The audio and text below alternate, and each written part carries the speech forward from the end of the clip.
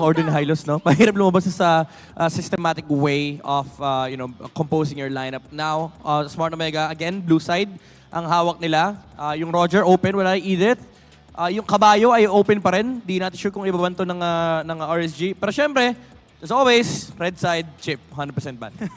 Juicin din nasama sa mga binan dito ng RSC Philippines that they used in game number 1. But then, unfortunately, hindi yun naging super effective because of the surprise picks from OMG. Pero ikaw naman, JV, ano pang mga heroes na ina-expect mong makikita both sa ating banning phase and in the picking phase?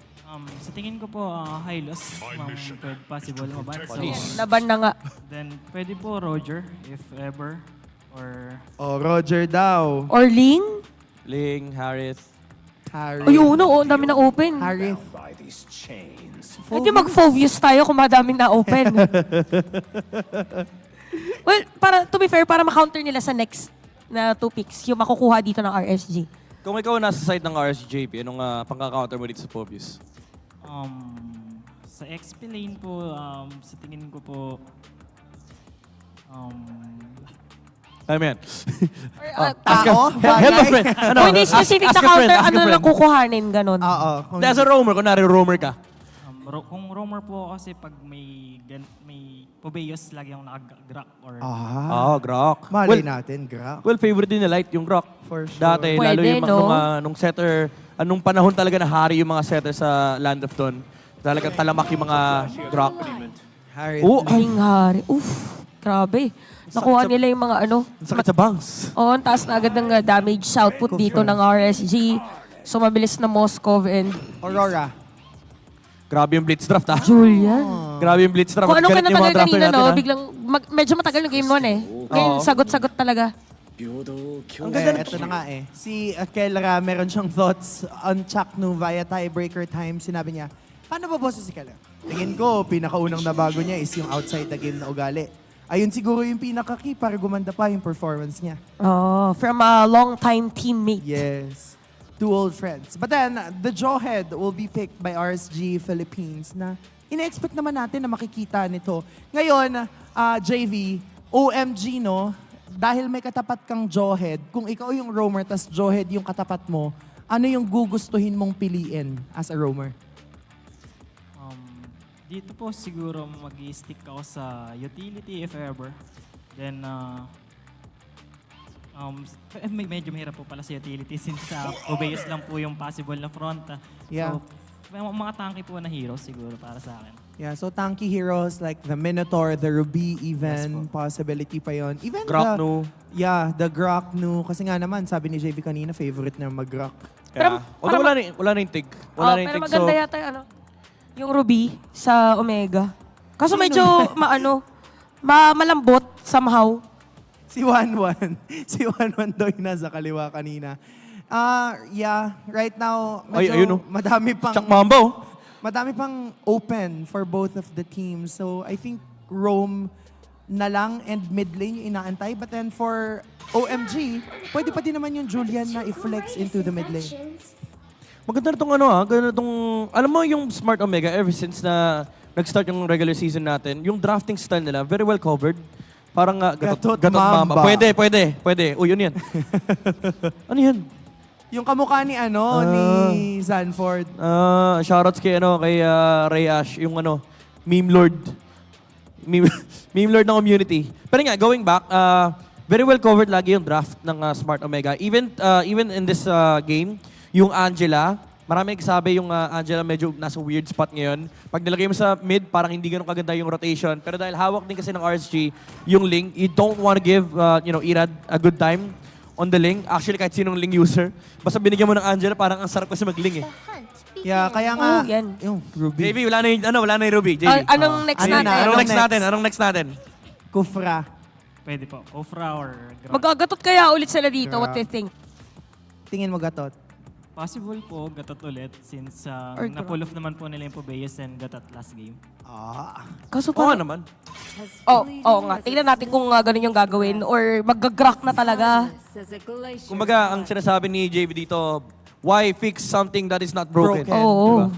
Tingin ko Valentina pwede. Valentina, Zask, or Louie? RSG? Yes, for RSG Philippines. Promise? Kailangan nila na isa pang anchor nila. Like, Zask. Kasi yung Zask, hindi na siya, pagka medyo mabagal na siya yung pacing niya ngayon as compared to how other teams play recently na pabilisan. Yan, di kasi siya, no, yung type ng mage na nakakapag-commit kagad sa mga burst, mga Yeah. kill. It's more of like a macro, TPS. teamfight-oriented mage. Pero But magsasas Zask, pa rin. O kasi kailangan nila na anchor Kailangan nila na nasa gitna. Kasi magalaw yung jawhead. Kaso So- kulang sila sa burst. Yeah, kulang sa burst. Grak. JV, Grak na ba to? Sana po. Sana. Sana po. Sana. Okay. Lembot, Grak na. Ay! Ulit, guys! No. And Lilia pa din. Jungle lang yung nagbago. Sabi kasi oo ng nga. Dorio, walang Nolan eh. Yeah, and again, dito pumapasok yung why fix something that's not broken and hindi pa nakakahanap ng pang-counter ang RC Philippines with this Export. exact lineup of OMG. So definitely, pwede pa nilang i-capitalize yung fact na unknown pa how to be able to go up against this lineup. Parang pala no, part ng Export. part ng strategy ng Omega na late talaga yung last 2 picks kasi hindi na nila mababago kung ano yung function ng First Zask. three, yeah. Pwede kasi sana silang lumikot pa ng ibang mage. Yeah. Pag nagkataon. Ang risk lang siguro nun, baka mamaya kunin ng Omega yung Yung Zask. And medyo mahirap mag-link Harit kapag may kalabang ang Zask. So XP, yung kulang ng RSG, unless i-XP tong Joe. Tarisla ulit. Usual. Oh! Lapo. Si Kuya Elmer. Elmer's glue. Tama. Well, okay lang yung glue kasi wala namang makakapag-burst down and walang Vexana / Faramis na makakapag-split. But then, JV, what do you think of this draft between OMG and RSG right now? Sa tingin ko po, ang ganda po ulit ng draft ng Omega. If hindi man siya masolusyonan ng RSG ulit, so magsasuffer po ulit sila dito when it comes to mid-game. Kasi yun yung nangyari last game, so kailangan nilang tandaan yung nangyari last game para masolusyonan nila ngayong game na to, which is talagang napaka-komplikado na dahil gatot ulit si Boss Jack, no? Oo, gatot ulit. And 4 out of the 5 lineups / heroes of OMG are the same. But will RSG be able to extend this to a game number 3? Yan ang ating aabangan. Kaya naman, casters, take us to the land of dawn. Welcome to game number 2 of our last series tonight. It's Omega kontra sa RSG. Nakakuha na ng isang malupitang panalo ang Omega. Ang tanong, mananatili bang 100% ang Gatot Kacha matapos ang game na to? Kaabang-abang to. 4-man flicker ang isasagot na dito ng RSG Philippines against sa isang Gatot Kacha. Nakita natin yung performance ng game number 1. Ang hirap maghanap ng solusyon kapag nakatalo na with an Avatar of the Guardian. Oo. Pero nung early to mid, parang palag-palag din naman ng RSG nun, no? Parang kaya pa rin ma-burst kaya pa rin na makapalag. Pero at some point towards the late game, doon sa game number 1, kapag tumalon na sa likod, parang nagiging pain na nga lang yung harap eh. Parang hinihingi nila na mag-back kayo please para pumasok si Chakno. Tsaka nakita natin, no, nakaipon na, lock item na itong si Kusei. Pero yung isang team fight na yun, yung pinakahuling team fight, hindi na naihampas lahat ng mga golds na pinagpuyatan Oo. niya, pinagpaguran niya dahil nga doon sa Avatar of the Guardian in yung taunt from this Gatot Kacha. And now, RSG Philippines naman, sasagot sila dito ng isang Jawhead na makulit din, anti-assassin na roam. Bukod sa anti-assassin, isa rin to sa mga specific na pang-counter talaga ng Julian. Yung pag-level 3 ng Julian, masakit na yung level 2, pero Flicker Bird dito kay Light. Pabilisan ng Blink. Doon! And forward kagad para dito kay Andoryu habang Tempest of Blade from Irad. Kakailangan niya makatakas doon. Ukir, ang baba na rin ng buhay niya. Pero habol pa, hindi tumama yung knock-up. Wow. Inyong elepante ni Andoryu ay hindi kumonekta. Napakaganda ng choice doon ni Andoryu. Went for the upgraded scythe. Yung umiikot-ikot, yung may wolf na binabato. Kasi ang hapde parang ganyan. Aroy ko po, sinibor. Kailangan niyong Isa pa, isa pa. And the retribution ay ginamit para sa slow. At nakadalawa na kaagad si Andoryu. Grabe yung power spike talaga ng isang Julian. Nakuha niya agad ang isa sa mga win conditions when you're playing the Julian. Get an early kill. Hindi lamang early kills. Dalawa pa yun. Nakadalawa na kaagad. Andoryu ay narito at ilalayo niya muna. Pero si Chakno ay nakakuha ng kill. Pero nasa niya yung Dominic Vincent. Habang pasok din dito si Irad. Si Irad na makakuha ng Turtle Lion. Layo muna.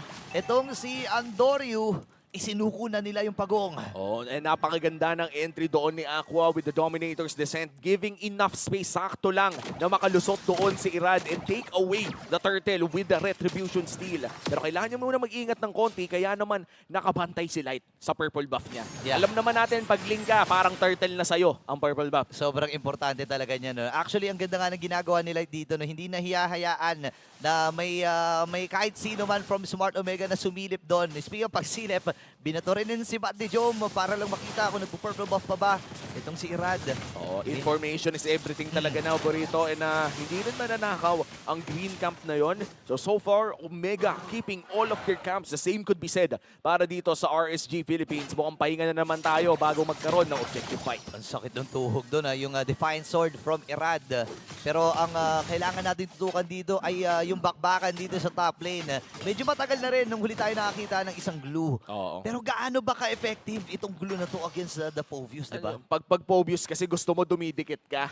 And the answer is also the same. Para dito kay Nibor, pag glue ka, gusto mo din na Oo nga. dumidikit ka. Si Kuya Elmer. Kaya nga parang okay lang eh. Kesa naman maghampasan sila kung makikita nyo yung minimap do, parang hindi na lang sila naghahampasan. Ala na. Parehas na lang tayong maging healthy kapag may laban na. Pinag-aaway-away na lang yung barangay at saka yung yung raiders dun sa may bandang itaas, yung mga minions doon. But then again, 20 seconds para sa next na objective, which is the turtle. Ayan. Ayan. Di ba wala na silang pakialam? Sige, pag-away-awayin niyo yung mga minions na yan. POB, isa kang explainer. Ganyan lang makikita mo. Nakakatuwa dito is naiintindihan nila kapag nagsapakan sila, it's either maririsk pa dahil lumalapit ka o hindi ka makakapag-farm. So far, mukhang turtle na ang ating sunod na bakbakan na matutunghayan sa laban na to. Omega ang magsisimula at mukhang burst na agad ang call nila. Yun nga at magiging call yung taunt from Jack Mamba, pero pwede siya ihagis si Johnny Light habang napa-shot, napasapatos na rin. Itong si Ukir, si makakuha ng turtle na yun. Wala iba kundi si Andorio, sabay Abbot of the Guardian, na isama pa nga.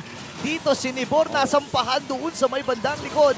At si Atoy Aray mamamatay din. Andorio, kaya niya bang kunin? Hindi.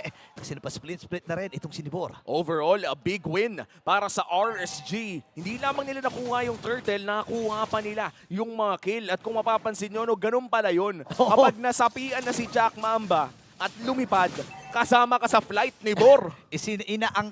Iniangkas dito si si Nibor. Pero ang ganda nun kasi again may tics din ng damage kasi yun, 'di ba? Kapag nag-split ka, nakasampa ka na dun, kung sino man ang magiging target mo. At ngayon, ang ganda ng zone ni Light. At kakayanin ba niyang depensahan ito ni Bor versus Atoy R. Ayun na nga. Ayun na. Namatay yung range minion doon. At naging matagumpay ang pagdepensa ni Atoy R. Atoy R going in for the 2v1. Hindi man niya masyadong nabawasan yung mga, hindi naman yun yung goal. Yep. Kung ba ang goal lang doon ay talagang maklear yung minions at maprotektahan ng kanyang tore. Pero kung hindi pa tapos ang pag-atake ng RSG around that top lane at sa bottom lane naman ay may sagot ang Omega. May trading sila na gagawin. 2v1, kaya ba nilang tibayan? Kasi si Irad, naramdaman niya yung mga hampas, Nuyabe Tubo dito ni Atoy R. Ngayon, meron pa ring siege minion. And Dibor, eto na naman.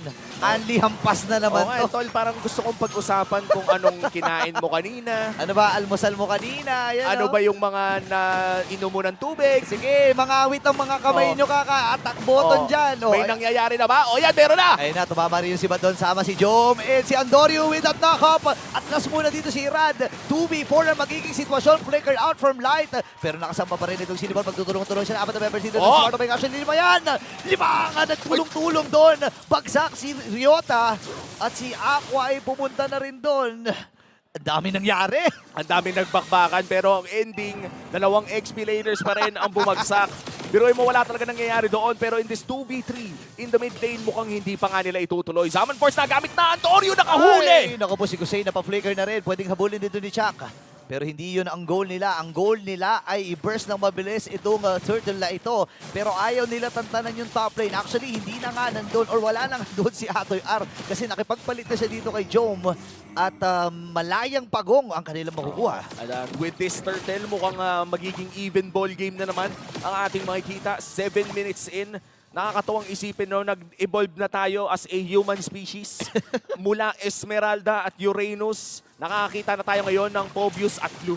Yun na nga may mga pagbabago talaga nakikita. Pero si Chuck, ata ang magiging punteriya out of the Guardian. Ayun lang. Patras. Ay! Pero nakasama si Nibor. Aqua with a kill. Grabe yun ha. Grabe yun, parang sumakay ng flight, nakalimutan mag-quarantine, may dala. Naibit-bit ginawang back dito si Nibor, ladies and gentlemen.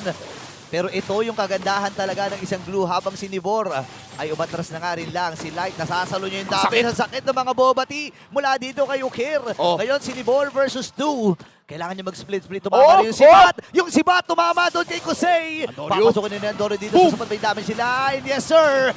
Atoy R with the kill. Hindi pa sila tapos dito kasi si Nibor din. Ang kanila magiging punteriya. Wala na mga minions at mababasag potentially yung Tori dun sa may bandang itaas. Napaka-aggressive ng pagpasok doon ng Omega. Alam nila na may pumopronta na, kaya doon sa likod pumapasok si Andorio. And pati dito sa mid lane, biruin mo men, usually yung damage dealer yung nasa likod.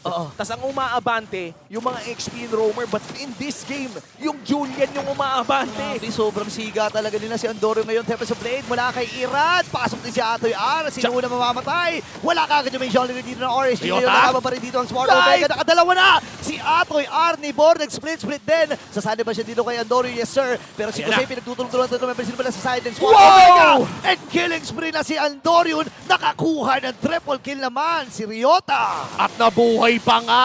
He goes down. Andorio with another kill and wipe out ang bungad ng RSG. Barangay, make some noise! Wow, ibang klase ang nakikita natin dito, ladies and gentlemen. Hindi ako makapaniwala. Chuck Mamba pulling off that Gatot Kacha. Nakita natin sa Infinix Instant Replay. Lumikot kagad si Ryota Nakuha nila yung jungler. Lumakas ang loob dito ng Smart Omega. At the rest is history na Oo, akala ko nga mapipitas na dito si Andorio. Ayun, Napakaganda nung pagsapi ng glue sa kanya, pero naging pasensyoso naman yung mga kakampi niya. At the moment na nag-expire, Wow. ay pinakitaan pa tayo ng enhanced sword o yung second skill na parang malalancelot na wawala sa mapa. Oo, no, yun yung paborito ng mga ng mga Julian user no. Oo. Pero again, nakita natin sobrang crucial ng pagkakamatay ni Irad doon and hindi na dapat maulit 'yon. Oo. Lalo na hawak ng Smart Omega. Level 1 Lord pa lang naman 'to, hindi pa ito yung dumadamba. But still, may hawak silang mga Mega Minions. Maaaring makontrol nila yung buong mapa na to. And medyo mahirap pa mag-split push dahil may katapat din silang Moskov na pwedeng tapatan yung Ling. And at this point, masasabi ko na yung Ling ay hindi pa kaya makipag 1v1, mas lalo na kung mapin down siya ng isang Moskov. Pero tingnan ano bang MPL fan comment natin? Grabe daw ang mga XP. Oo nga parang kung mga swordsman yan, kaching, gumagano na yung mga espada. Wala talaga nagkakatamaan no? Kumbaga parang sa anime, 3 episodes na ang nakalipas, nagwa 1v1 pa rin sila. Oo, yun yung mga matagalan. Wait lang, Irad. Naku, naabutan siya ni Jack Mamba at Noton. Doon sa pagkakataon na iyon. And Smart Omega, pagkakataon na rin nilang tumore dito sa may bandang gitna. Nibor na paggamit kagad ng split-split. What a block by Chuck Mamba. Lumilipad pa lang, nahila na pababa. Parang Lebron na umabol sa gusto lang lumayap Na-imagine ko, para siyang mangga dun sinungkit bigla. Oh, wait lang, si Light ay maatras na nga rin. Sakit ng mga tagos jutsu dito ni Jom. Oh men, yung Moskov, isa rin yun sa mga kailangan iwasan for RSG. Kapag bumanat na ng marami, hindi ka pwede sa harap. Naku, eto na ata yung pagsugod dito ng Smart Omega. Chaklu, secured na yung Torre dun sa may bandang gitna. Ngayon, transition naman sa may bottom lane. Pero critical ang buhay dito ni Jack Mamba. Meron pa rin naman siyang Avatar of the Guardian. Parang si Nibor, likod ng kanyang Nibor! At dito na si Jack Mamba. Ngayon na pin down siya and Jom with a kill. Habang lumalayo na rin muna dito. Pero andun yung ejector play. Mamamatay si Andorio. At nahanap na ni Light yung play na pwedeng magpabaliktad ng larong ito. Hanapin si Andorio at ibigay ang pinakaunang death right before Lord. Ibig sabihin nito ay pwede pa silang makapwesto around that Lord area at kailangan pa maghintay ng Omega kay Andorio. Oo, no, pero ang nakakatakot na parte dito, again, nagsisimula pa na. Papunta pa lang tayo sa exciting part. 11-minute mark ng laban. Pero balikan muna natin yung Infinix Instant Replay. Ang ganda ng ejector play, look at that. Kumbaga hinintay na lang niya, pagkatalo na pagkatalon, biglang inangat. Oo, sinanibang pa nga ni Libor dun Kumbaga, iniyan venerasyon niya si si Andorio. Binalibag, umabot na dun sa base. Oo. And ito na, the Lord, this is a Luminous Lord Yup. Ito na yung dumadambang Lord. At mukhang makakapwesto naman ang parehas sa kupunan Omega with good bush control. At masasabi rin yan para sa RSG. And in terms of battle spell, si Aqua ay may flicker pa. Pero si Jome ay mahirap hawakan kung hindi man na-lockdown. Oh, kailangan nila ng panghawak talaga dyan. And sino ba magiging option? Si Light, even si Chuck! Nibor. Pero Chuck! andito si Chuck Mamba! Napatras kagad itong si Aqua. Habang si Nibor na pa-split na nga rin. Pero si Jome, narito na. Andun yung mga normal niya. Hindi Irad! nakakasalip si Nibor. Si Irad ay makakuha ng isang kill. Habang si Irad din mamamatay din. Ako, ano magiging call dito ng RSG? Iaatras na nila. Dahil wala ang kanilang main jungler. Rundown daw magiging call. Ako yung R. Pwede pa siyang sumugo dito pero kakalma muna ang Smart Omega. What a call coming in from Chuck Mamba. Nakita niya nasa masikip na iskinita. Yeah. Agaran siyang nag-avatar of the Guardian at rekta pasok na ang call ng Omega. Papasok na ang Smart Omega dito sa likod. Wala na pakialam sa mga torre dito si Atoy Al pero masakit talaga yung damage ng torre Light, na yun. Light! At si Light! Siya magiging ilaw pero nagbuntihan na ata. Ngayon yung mga minions ay meron pa at binibase lock na. Smart Omega! Clean sweep!